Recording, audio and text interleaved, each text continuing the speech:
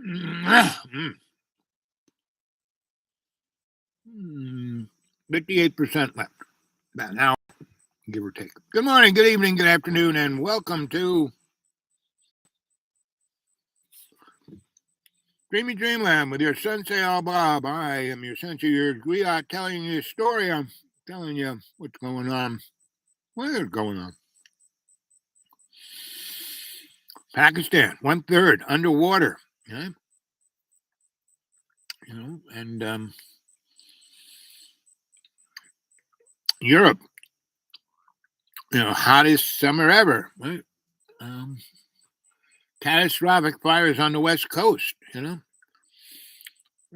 floods in Kentucky and in Tennessee and in Mississippi and Texas. And it's just, wait. And we haven't had a really big hurricane yet. Nothing's come up. There's all kinds of things percolating out there in the Caribbean. But we haven't had our Katrina, Let's say we get, October is usually the worst. Let's say we start getting into the bowling alley. And the rain that happened in Texas and Mississippi is just, the rain of a hurricane, not so much the wind and storm surge, etc.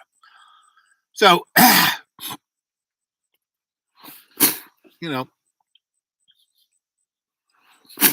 3 years ago, I told you about this. And I was going on and on and on about the big splat and etc. And, that, love is, the only way to deal with any of that is love's co-creation, right? And that, we just, it's the we and me. Your life is not about you. It's about the we and me, right?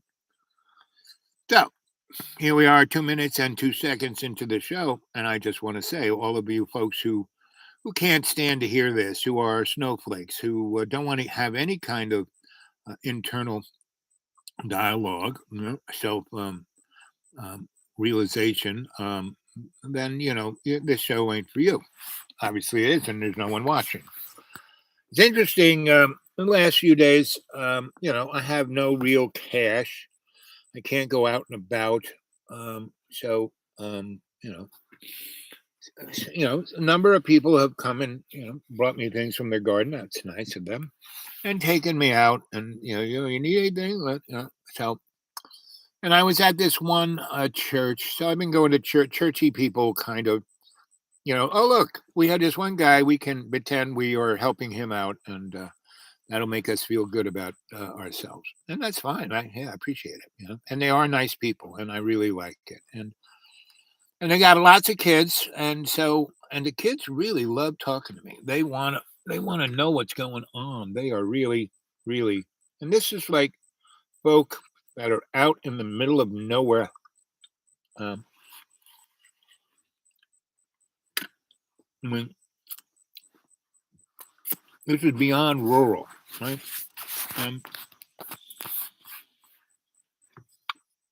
I have nothing, I have all of until I get my next Social Security check, I have all of, $13, right? I have a little bit more than a quarter tank of gas, right? That has to last me a couple of weeks.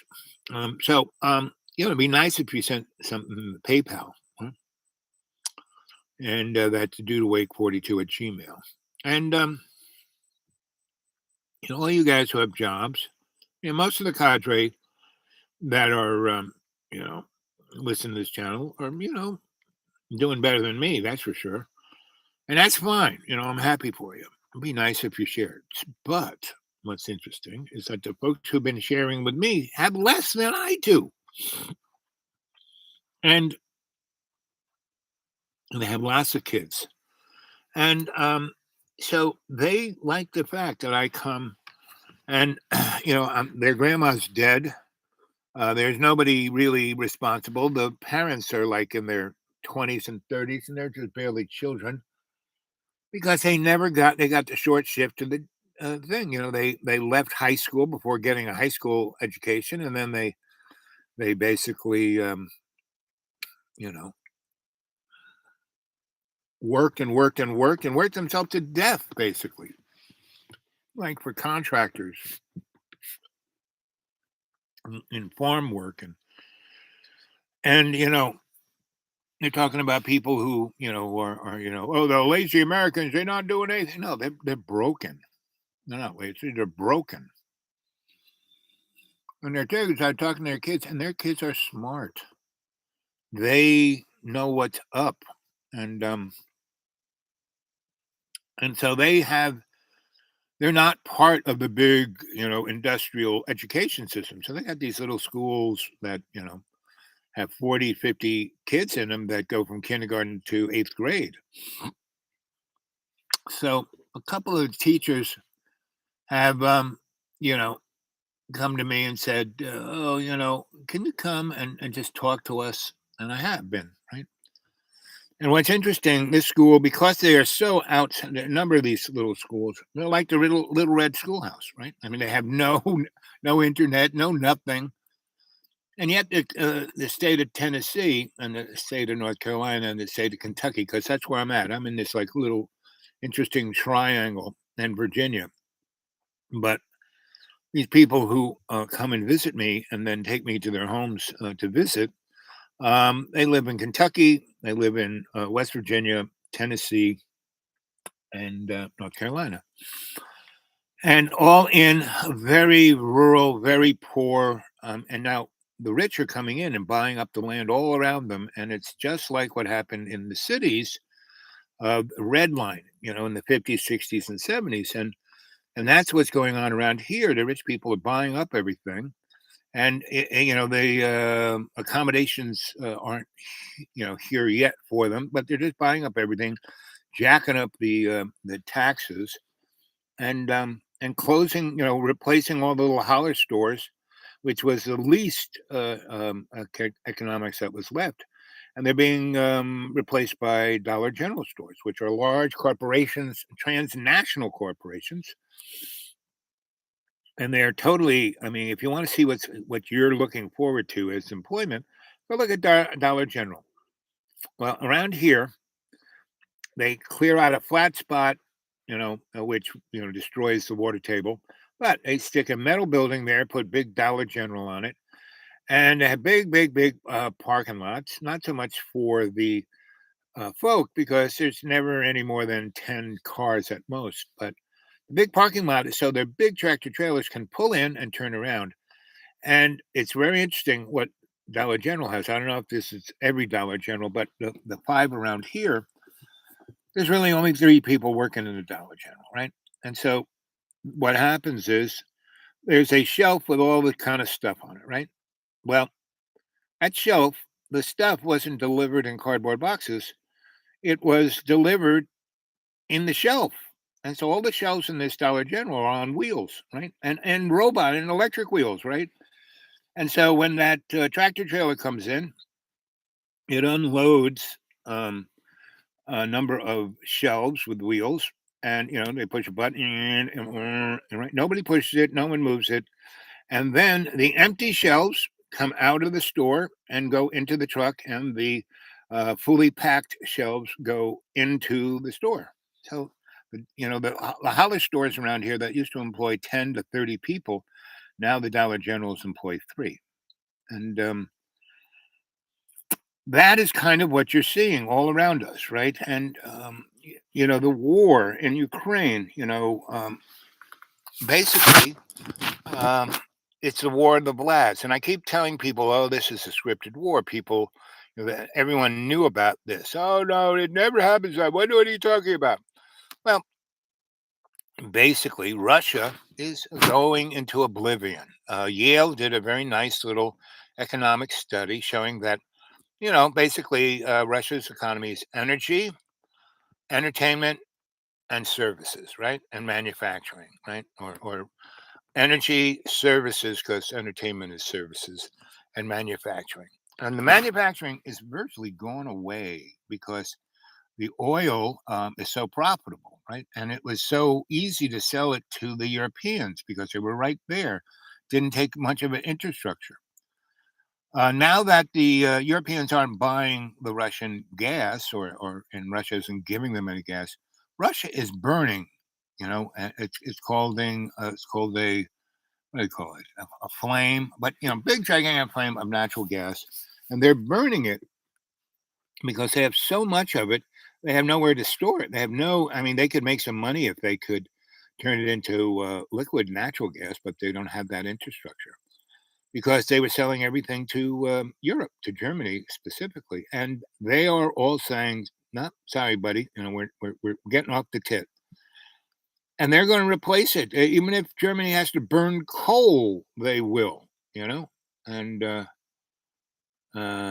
Jamie Hillier, yeah, and so um, everyone who has been writing me, and for some reason, it's probably my lacking, but the dude awake 42 at Gmail, I get emails from you guys, but I get so much spam, I don't really look at it a lot.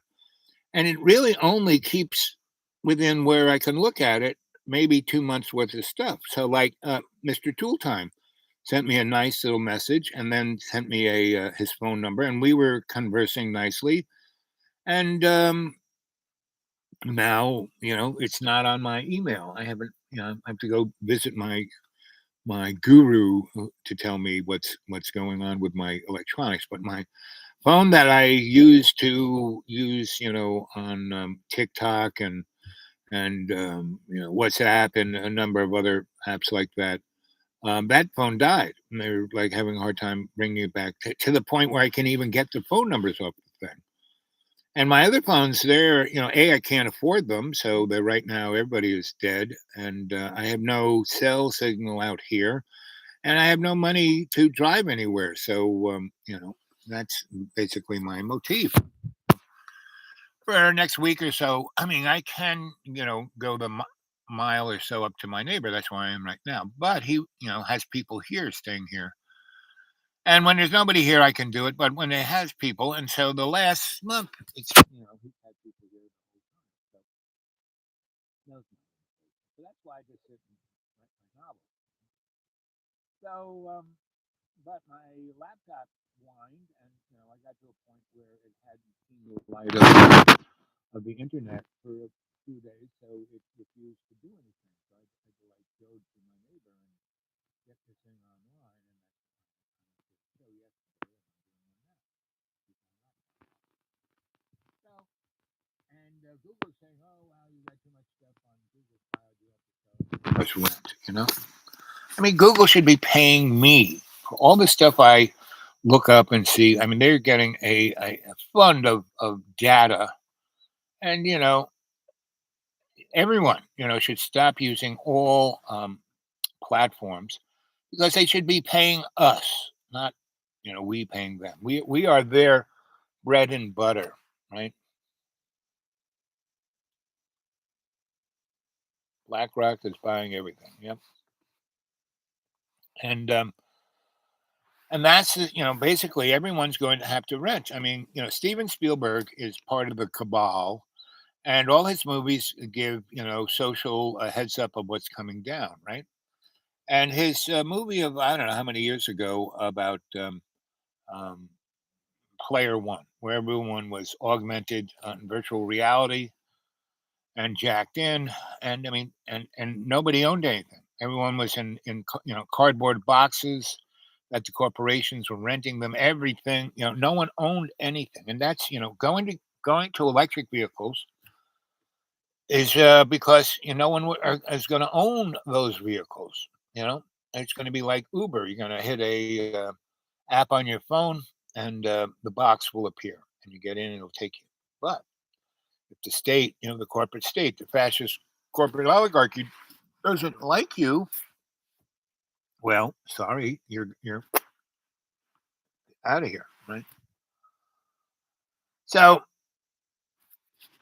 sounds cracked up, really. I mean, I don't know why. I'm not, there's no holes I'm holding my finger over, you know. What can I say? Um, who loves you, baby? So, all of these families that I'm hanging out with, they're smarter than any college kids I've ever seen, right? or well-to-do people. These people are suffering, know what's going on, and they're not, you know, going on about conspiracy theories. They're seeing what it is.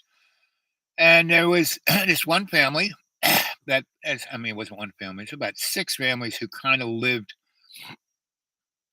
in this crapped out, you know, garage, big, crapped out, but toxic as the day is long. I mean, they fixed diesel trucks in it for 60 years, and every atom of this thing has got some kind of toxic material on it, and they got 6 7 families in there. And they're drinking water from a spring that's below the building, so God knows what's in that water.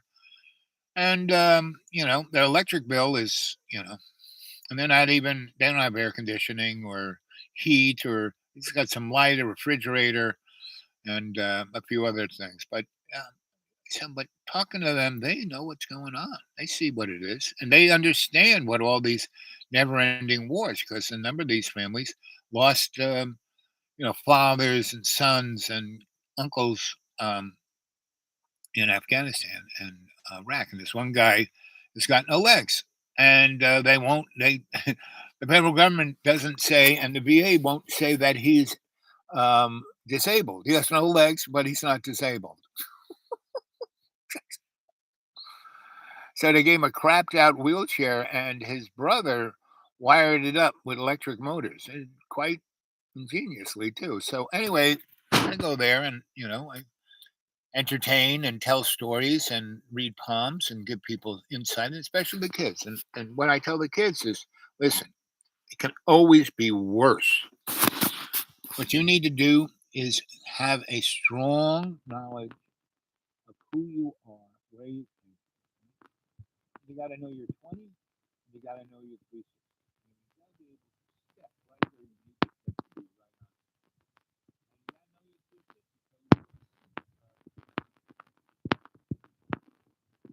360 way, so you can leave the perimeter before trouble gets in your grill.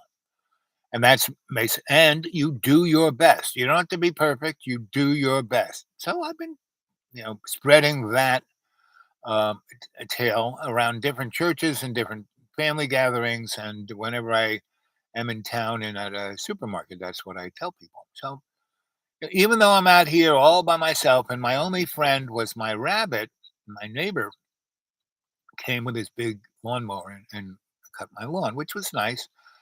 But then I haven't seen Mr. Rabbit since then. I hope he didn't get, run over by my unconscious neighbor. I mean, he's a guy who's not rich. He thinks he's rich because his mommy gives him money to buy real estate around here, right? And it's, ugh. And so, really, no matter where you are, wherever you go, there you are. Wherever you go, it's exactly what we are Afghan. We live in a misogynist world. Men treat women, yeah, at least in Afghanistan, women know where it's coming from. They see straight up what it is, right? And they know just wear burqa. Uh, but nothing is, these aren't the worst of times. These are the same times. It is time for us to stand up and not go, I got my AR, I'm going to shoot. No, violence is never the way. Look at Gandhi. He changed the whole world view. Yeah, it took a long time. Then he got shot, and then India turned into what England is, right? So, this is a sandbox. Humans, we are all our relations. There's no, you aren't special, guys. You aren't exceptional. And that's the American. We can do. We go on and on about Russia's war. Come on. I mean, I was talking to this one guy who's, he's a college grad. He worked in a bank. He made a lot of money in real estate. He was a banker.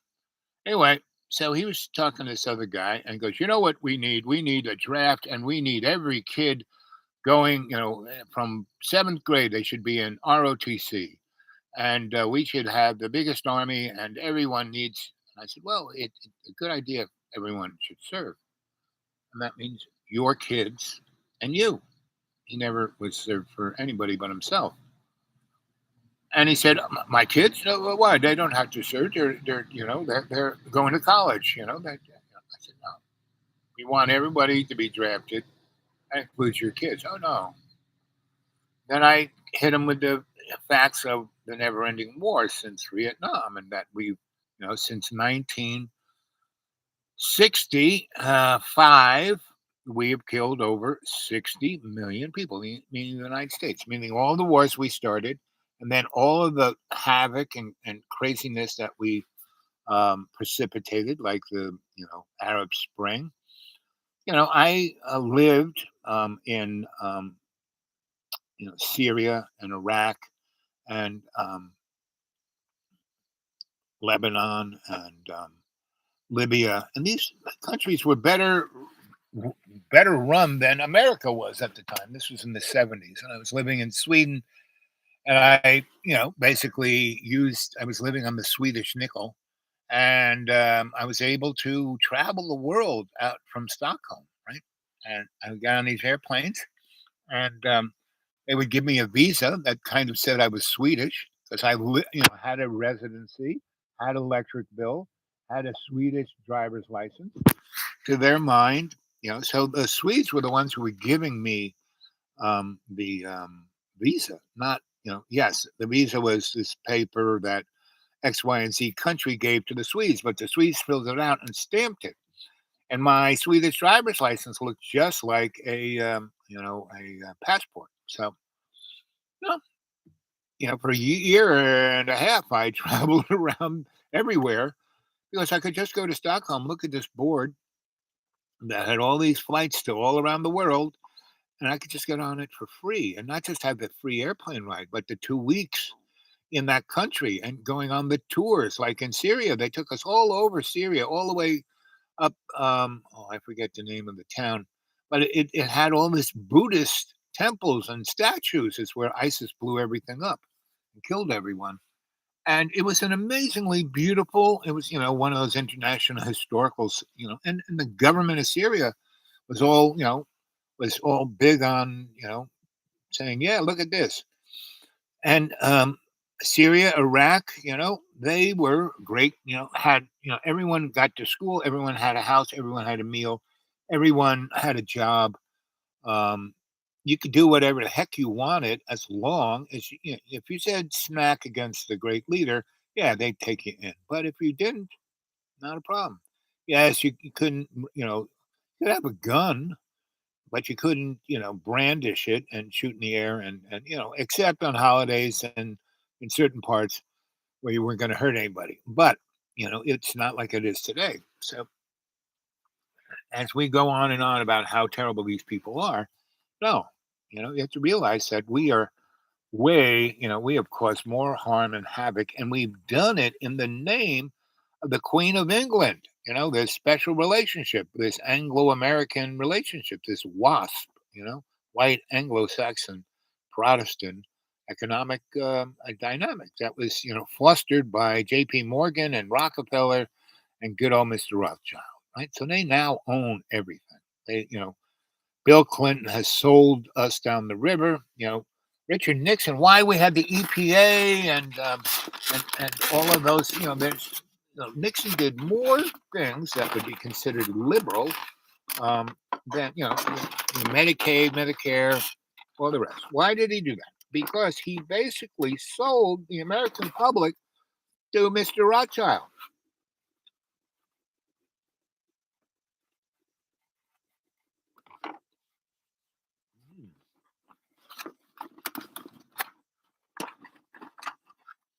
So I feel like kids like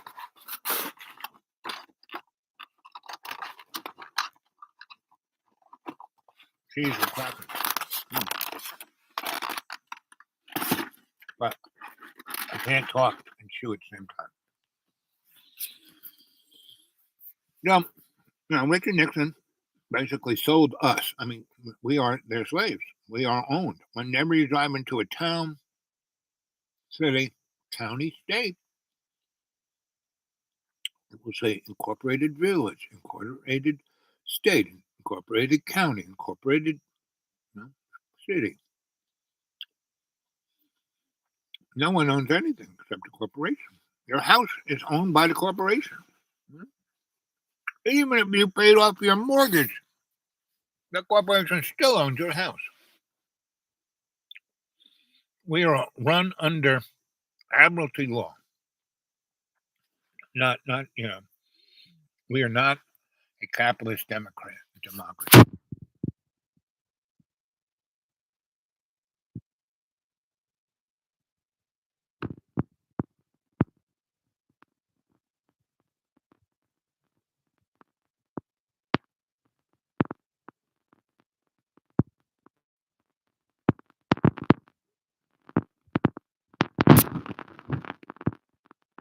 It's like Gilbert giving the community the heads up. Now, H.G. Wells, different story. That guy came from the lower class, and he was trying to say it like it was. Probably his best book is the Total World History. It's like the Howard Zinn's History of America, but for the world. All right, and it was the most up until computers. It was more well read. The only other book that sold more than his book was the Bible. So that's what made him rich. That book, he wrote that in the 20s, and he wrote another really good, Things to Come, and they made a movie with Massey in the 30s. You should watch that movie. Pretty much, it tells exactly what's going on, and that was done in the 30s. And so everything is basically be pre-ordained, and that's why I keep saying, "Oh, this is all scripted." I keep going on about the hidden hand and etc. Hail Hydra, and I have scholastic friends. Oh, you know what you're talking about. I mean, no, I think no one can keep a secret. Blah blah blah. No, I'm sorry. You can definitely keep a secret. Uh, no one has a head. Planet Claire.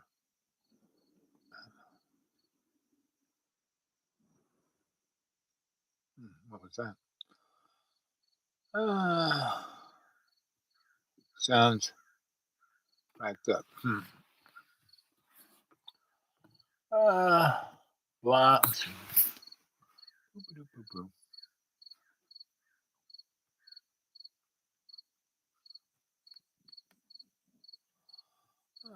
Jane. Hi, Bob. Sunset. The depths.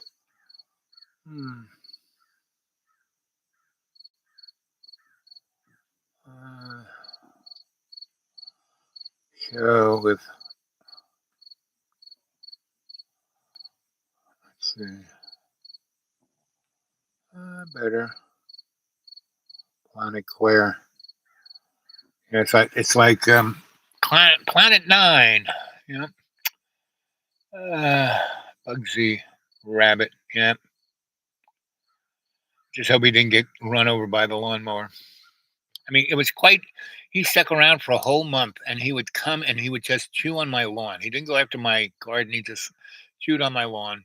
He didn't seem to have a boyfriend or a girlfriend. He didn't seem to have kids. It was just him, and he would stay there. I would walk up to him and be about 3 feet from him, look down at him. He'd look up at me, smile, and go back to eating the grass. He never ran away. He never seemed to be upset.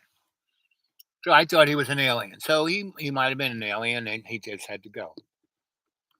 Uh, where's John? John? Uh, who is John? That's a good question. Who is John? John Birmingham, right? Still got his channel. John is, as I continually say this, he is my friend, and I don't give up on friends. And the other thing I always say about John Birmingham is that he is the canary in the social coal mine of our existence, right? So you want to see what's going on in the world, just go look at John's um, YouTube channel, right? I mean, I used to be a shrink, used to teach shrinkiness, and I mean that would be like a better than any textbook. It's just to look at John. Uh, ay, ay, ay. So I pray for John. We all need to pray for John. And what is John's basic problem? John's basic problem is himself, right?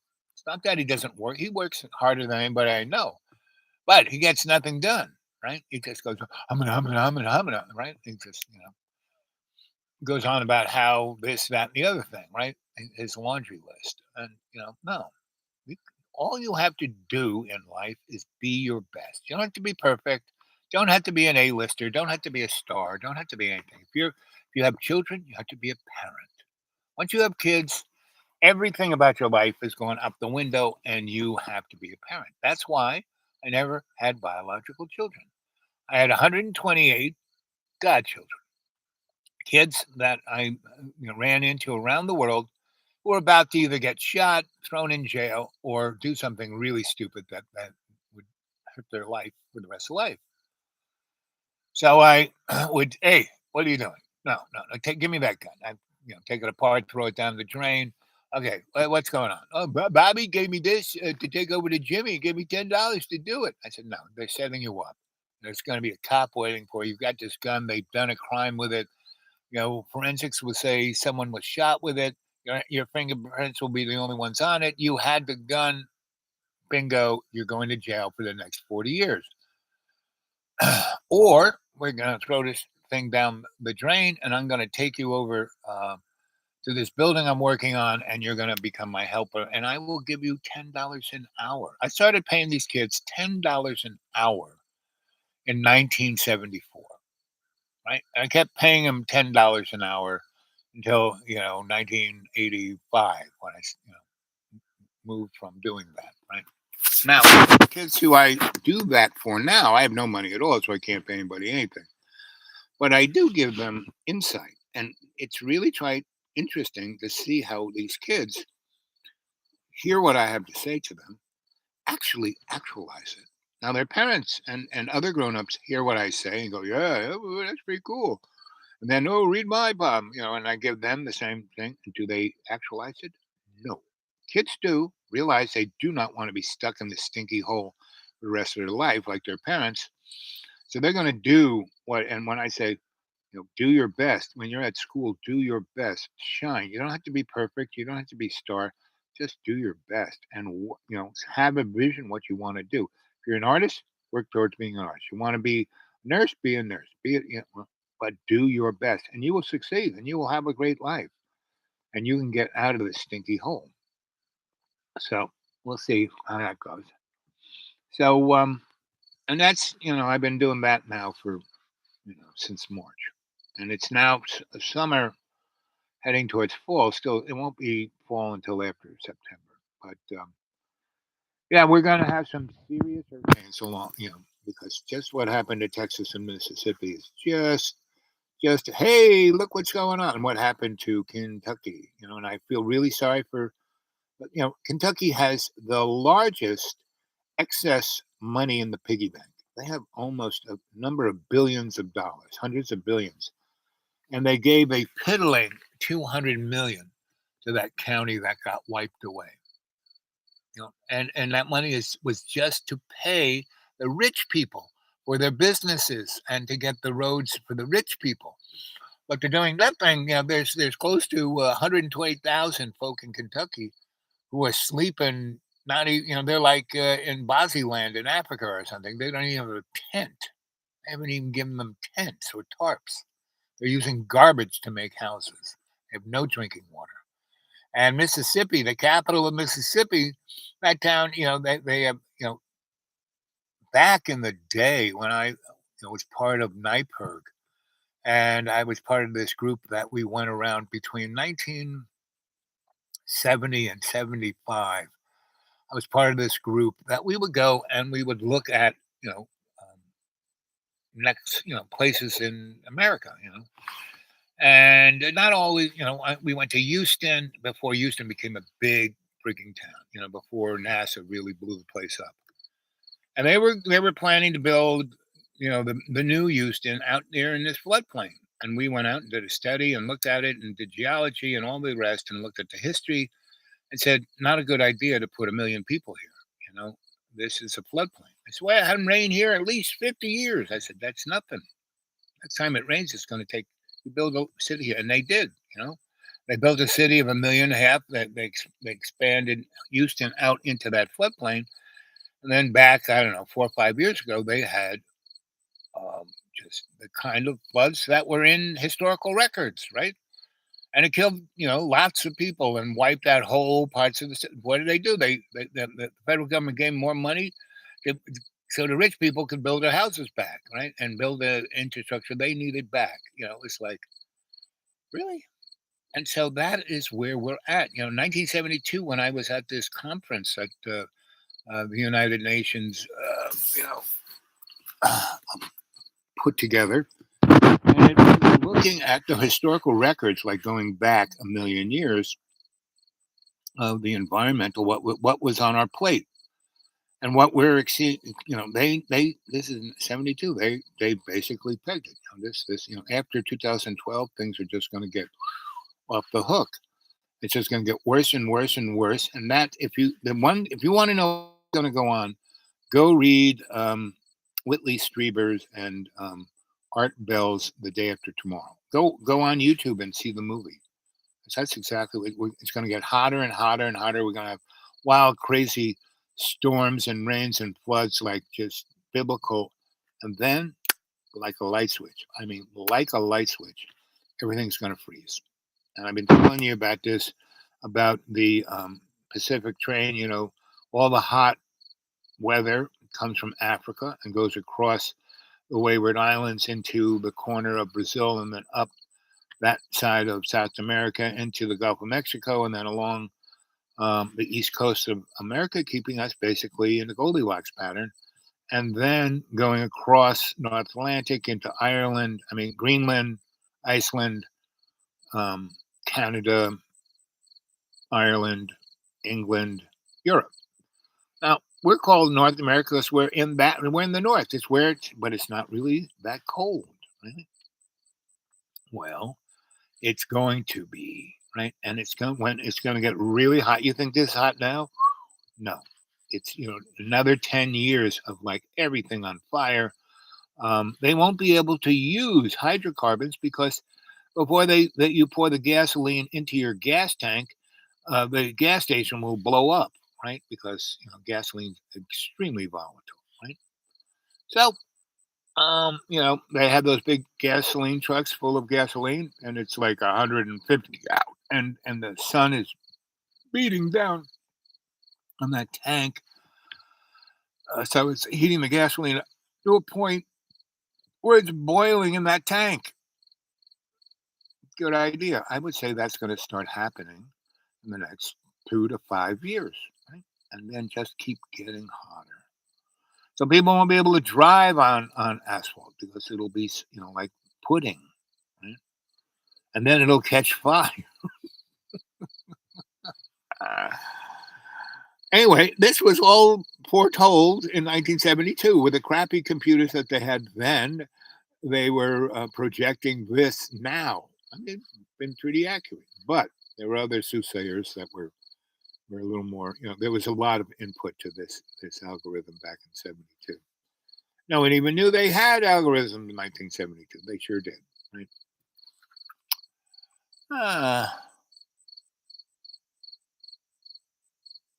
Who is John Galt? I don't know, Jamie. I mean that name somewhat. I think he's either English or Canadian politician, or psycho murderer. Who knows? So, but the only way to deal with this issue is see. It's not a technological issue. It's not an environmental issue. It's not any of the above. It is a spiritual issue. And back in 72. In 91, there was given, and they don't really ever say, but I would say it's probably either extra dimensional or extraterrestrial folk. There's this big conference in 1891 with the guys who were considered whoop-de-doo scientists of the time, and ooh, gooey, mm, mm, mm.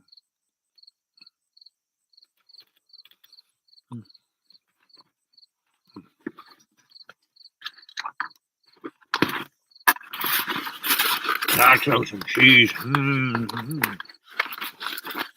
So they were given three alternatives, right? And 1891, industry was really taking off. Right? Civil War, Boer War, real other wars had really shot technology big time. Tesla invented alternating current, which made electric current, as J.P. Morgan said, economically feasible. I mean, that's a big money offer. Well, he continued because he had this vision of having wireless transmission of electricity because there's big high tension lines, right? The current does not go through those wires. Those wires are a wave guide.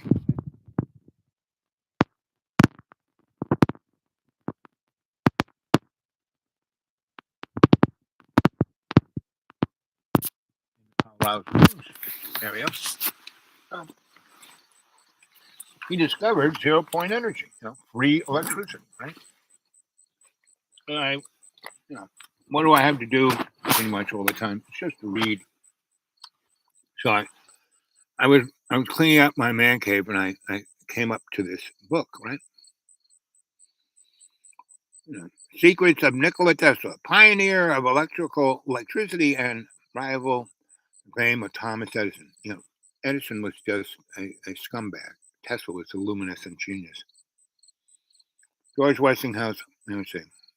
Hmm. Yeah, modern induction motor. Why is Couldn't car company called Tesla? He didn't even know why. I watched an interview with him, and someone said, "So why did you name it Tesla?" I don't know. Somebody, one of the engineers said we should call it because the Tesla car used an induction motor.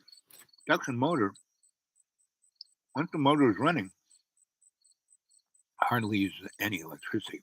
So if you have an induction field, all they have to do is put like a piece of, you know, mylar. When they're paving the road, you put a strip of mylar in the road and then cover it up with asphalt, and that would be an induction. You could run current through that, and the cars and trucks would pick it up. Because I had the idea of having a car with batteries, not a good idea. Very, very, charging stations. The only reason gasoline works is that it's quite transportable. Won't be once it gets so hot. And so and then you could have wireless transmission. You don't need anything in the road. You could just, but I mean, right now they could just put a thin piece of metallized plastic. First, get the roadbed down, put some oil down, put some asphalt down, then lay down this strip all the way along the road. And then cover it up with asphalt, and you could run electric cars all day long. And you would use very, very, very little electricity. So, and that's why they don't do it, right? Because how are you going to charge? If it's free, if it's in the air, if it's there, how are you going to? You know, the only way you can charge it is that the individual doesn't own the vehicle; that they rent the vehicle, or they rent the time for the vehicle. They hit an app on their phone, and the box shows up, and you get in, and it takes you to wherever you're going to go. So that is the world that we're looking at. I Robot or whatever that movie that Will Smith was in, where the robots were taking over. I mean, there is a company. I wish I had Toolman's number because he is a robot technician, right? He knows a lot about robots right now. I know about robots, 40 years ago. Um, there is a company.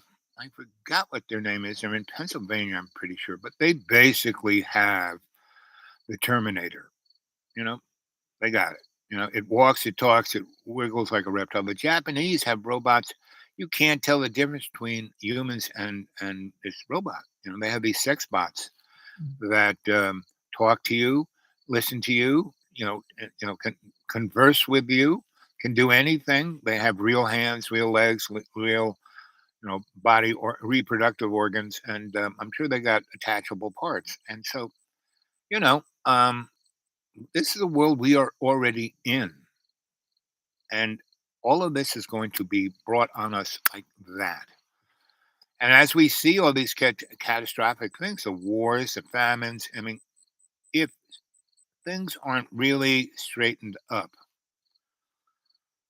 and the only way it's going to be straightened up is if everybody, basically lives like your Sensei Al Bob out in the middle. I stop. I mean, I'm living in the woods in a way that I live on $400 a month. Now it's nice when you drop some money into my PayPal because it gives me a little cushion. I need to finish the front end of my car. It's going to cost me like $600. Well, if I only have 400 every month, there's no way I can save or do or any of the above. No. So, you guys who have a job every day and you're taking home more than $700 a week, it'd be nice if you could drop $50 into my PayPal, the due to wake 42 at Gmail. Then maybe I could fix my car. Otherwise, one day, whoop, the front end's going to go one way and the car's going to go the other way, and your Sensei Bob will, you know, be under the car crushed or thrown out of the vehicle or burned alive or any of the above, which is, I've died 7 times already. And the universe takes care of me. So that's why I'm still, but it's rattling a lot more. And all the mechanics I take to go, yeah, you got to get this thing fixed, son. So anyway, but hey, if you need that latte, really, I feel for you, buddy. Right. So want to send me some money? PayPal would be great. The due to wake 42 at Gmail. Somebody did last week send me $50. That was very nice. And I'm keeping it in there, not in PayPal, but in the account that it's attached to. And so I can spend it in that's my emergency $50. And, but everyone really is going to have to do some soul searching as much as the kids that I'm talking to right now, because I just keep saying, you know, things can always get worse. Be your best, do your best. Do not, be satisfied for just a shitty job or a city position or a city shitty anything. Just go do your best and move forward. The problem is that the human race is not moving forward. They're ready to, you know, get down and kill each other, right? Because they think somebody's taking something from them, but they're not.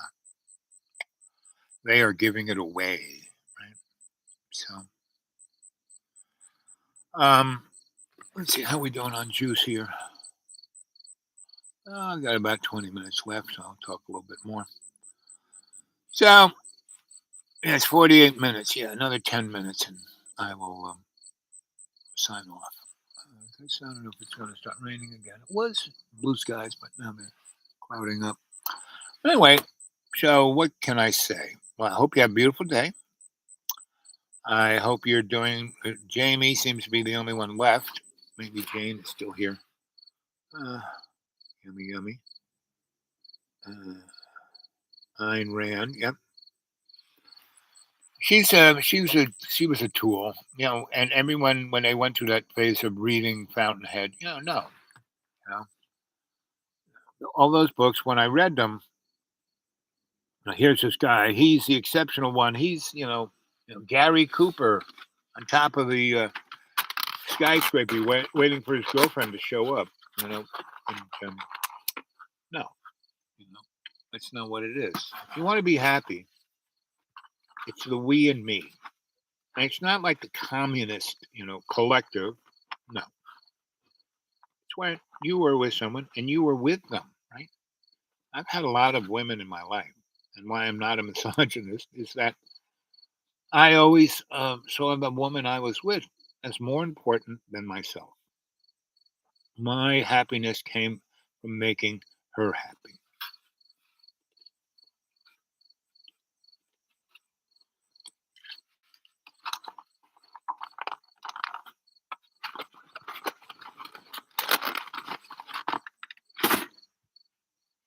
And that's why I had really amazing girlfriends because I valued them more than myself.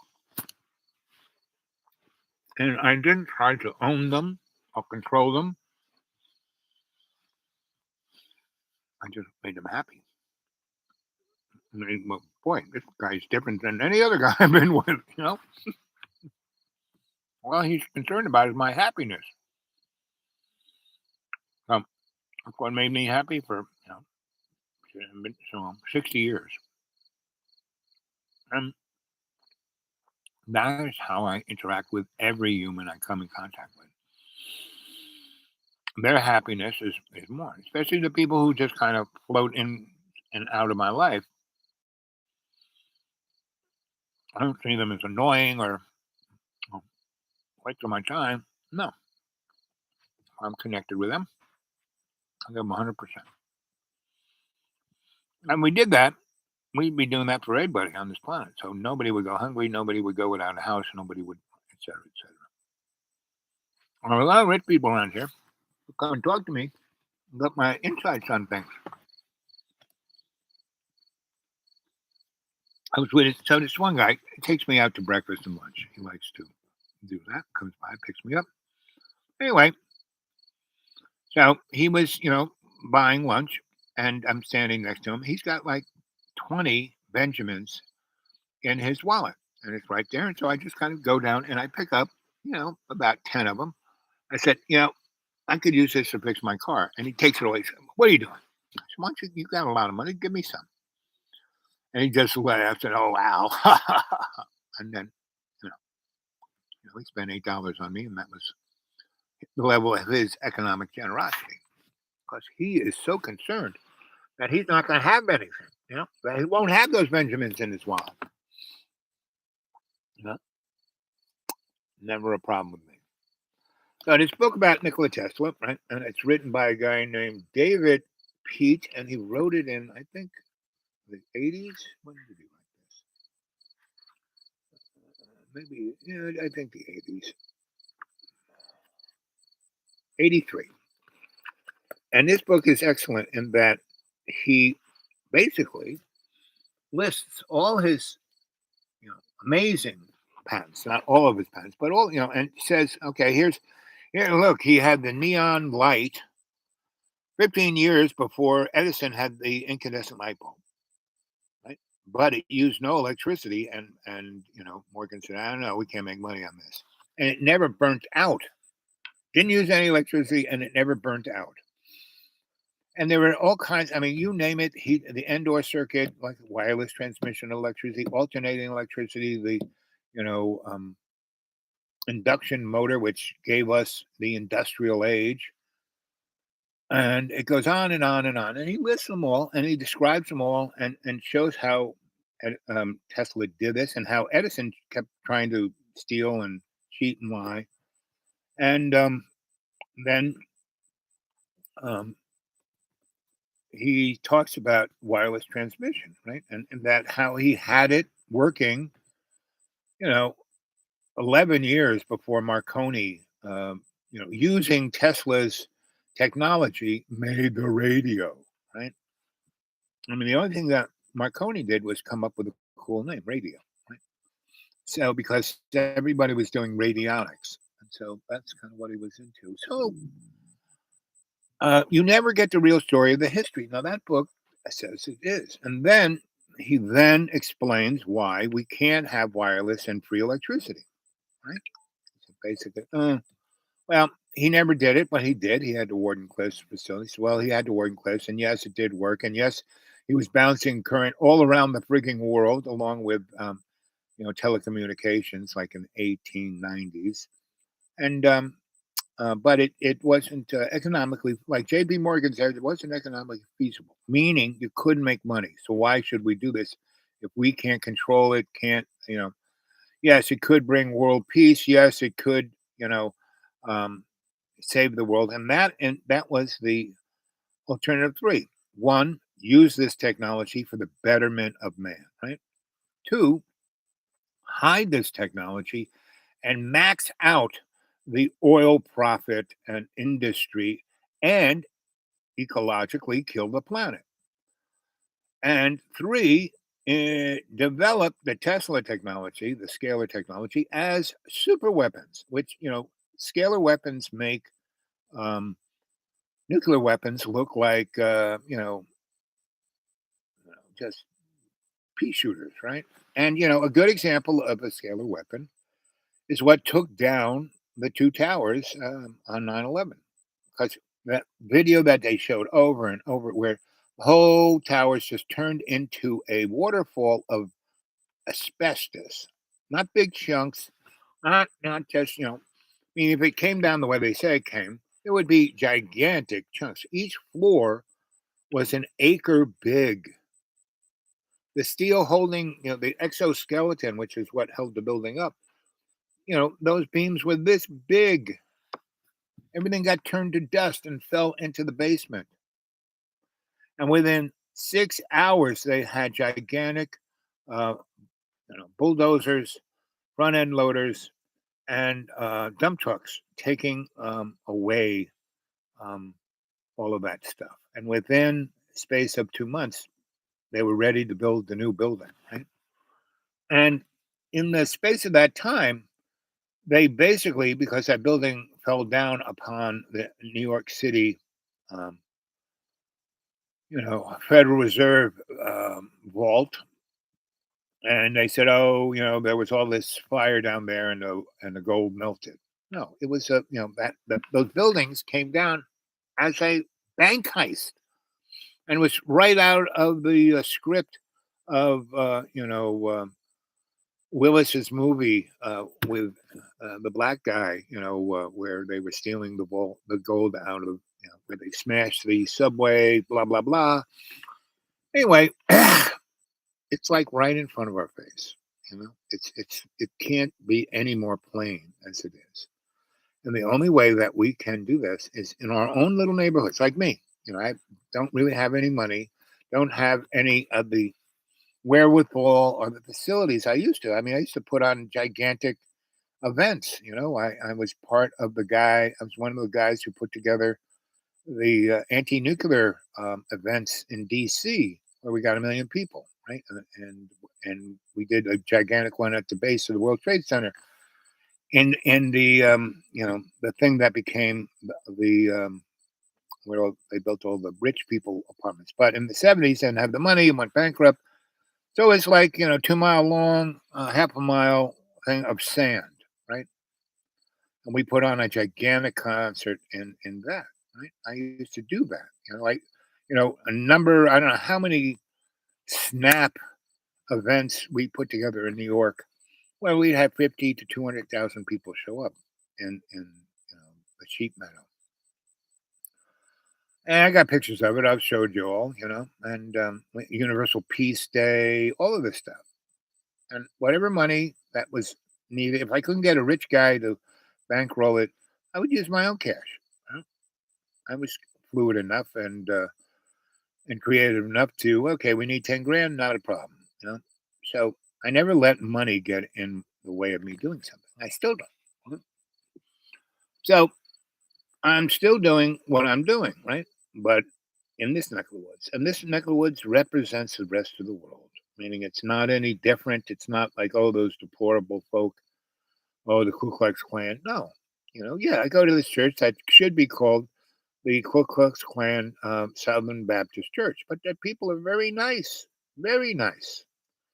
And if I was the only black guy who showed up, they would be still nice to me because they got to know me and they like me, and the fact that I can explain things in ways that they go, yeah, I get that, and I'm not, you know, looking down on them or telling them that they're terrible people, and that I'm giving their kids, pep talks to do better. I mean, they can't do any better because they're whacked out on oxy and meth and fentanyl. It's not their fault. They worked so hard. They got beat up. The doctor gave them oxy, and that was it. I mean, there used to be 19,000 people in the 3 counties here. They're now 3,000. Now the rich people have moved in, and but they're never here, right? Which is fine by me. So, uh, let's see, 1 hour and 12 minutes. How much time we got left on the meter here? About 10 minutes. So I'm going to be signing off soon. So anyway, I just wanted to reach out to you and say, yo, I'm going to go back and eat the rest of my nachos. That's my dinner. And I am going to wash up a little bit. It's been really sticky here. So I'm going to wash up. And Dr. Bronner's is the best, man. I soap up with that. I hose down and I am squeaky clean. So, I mean, I haven't taken a real shower in a year and I haven't taken a real bath. I love baths. At least 4 years, you know. And, your body is designed, when we were cavemen, we did not have showers and jacuzzis. So, that's the fact that I don't love them. I do, but that's it. So, anyway, gang, that's my, ramblings for this afternoon. And like I said, it's starting to get a little cloudy. I don't want to be caught out in the rain. So I'm going to just say I love you guys, and I will talk to you later. Remember, PayPal, I could really use the cash. The dudeawake42 at Gmail. Anybody wants to talk to me, get a hold of me. And a lot of you guys who have gotten a hold of me and want to read my books, I sent them to you, and then, you blocked it on me. No, the thing was I didn't block it. Everything I do is on Google, up in Google's cloud. And if you're on Microsoft or some other platform, it just won't share it with you. So, when you want something, I can put a document, to send it. I can just go over here and put it in Mac or this or that and send it to you. But you have to tell me what thing you use, right? Because other people have gotten it and they were all in the Google Cloud. So, and somebody said, oh, you sent me some stuff and I gave you my Gmail, my mail that was from years long gone. And I realized that you did it on Google and Google Docs isn't complimentary. So next time you visit, blah, blah, blah. So anyway, that's, it's a digital world. So we're coming into a time that it's not like any other. I mean, 1972 was just like now. Go look at the history of 70s. See what all the. Oh, I gotta go. Let's see who it is. Boop, boop, boop, boop, boop. Oh, there he is. There you are. Did you get on the airplane yet? Getting ready soon. In an hour, so I'm leaving. Oh, good. I tried to call you a couple of times, but magically the gods put us together just before you left. Talk to me. Well, how are you doing, young man? Oh, it's okay. We had a rainy day. I'm doing a live chat as we speak. We are? Say hi to the people. Hello, people. How are you doing, people? So, and I went and visited some folk. I was describing, and it's really interesting. So I'm out in the middle of nowhere. You remember when Hillary Clinton called the people between New York and LA the basket of deplorables, right? She called them what? The basket of deplorables. I mean, she wanted to lose. Never heard of that. She wanted to lose. I mean, she did everything she could to get Donald Trump elected. Absolutely right. That was very well said, sir. Yep. She went to some rally talking about middle class being squeezed, and she went there in a $12,000 coat. Right, exactly. She could. How do you like that? And the other thing is that there were 4 states. If she had just gone and talked to them, she would have won. Right. And her husband begged her. Right. No, he didn't give a fuck. No, this was all scripted. He didn't beg her. He didn't care. But no, from what I understand, he told her. He said the visit. He was urging her. That's what I heard. That's just that. No. This was scripted. I mean, there was so many. I mean, do you know Tassie Gabbard? No. White lady from Hawaii who Oh was yeah. Okay. right. Anyway, she if she had or Bernie had won. He won. I mean, Hillary had rallies and 4 people showed up. He had rallies and they were doing them in stadiums with 50,000 people. He won, the Democratic runoff, but he just, they said, okay, Bernie, you want this, you want that, let Hillary run for president because we want, Okay, right, I buy that. right, I buy that. right. So, but if Tassie got it, she was so headstrong, she would have eaten Donald Trump alive. Well, but she was way off. She meant the thing she was talking about was way out there. No, well, I'm way out there, but right. Meaning she was. She was right there. She was in Afghanistan and she was in Iraq. She ran hospitals. She saw what was really going on. And yes, compared to the mainstream narrative, yeah, she was off the hook. But she basically. But it would have been fun to watch her eat Donald Trump alive. He would not have been able to